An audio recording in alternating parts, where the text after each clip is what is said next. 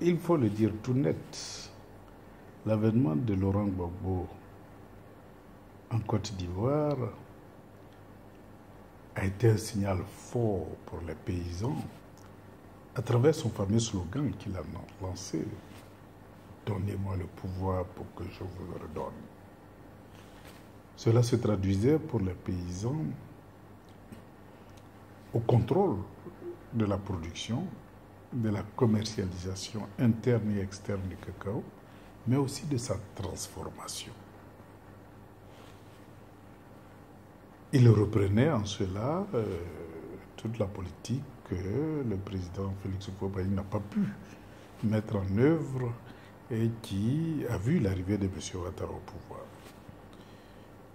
Les mêmes causes entraînant les mêmes effets, eh bien la France a activé le réseau des prédateurs de la filière café-cacao pour financer une rébellion qui a mis fin à la réforme que le président Laurent Gbagbo était en train de mettre en œuvre pour remettre la filière entre les mains des paysans. Eh bien, c'est la société Armajaro, dirigée par le fils de Mme Ouattara, qui a été le fer de lance de cette rébellion, je dirais, qui a porté le nerf de la guerre, puisque, comme on le dit souvent, l'argent est le nerf de la guerre. Et donc, c'est ainsi qu'en 2002, c'est-à-dire 2 ans après l'élection du président Laurent Gbagbo, bien une rébellion venue de Burkina Faso, entraînée et nourrie par les prédateurs de la filière, avec l'appui de M. Ouattara, évidemment.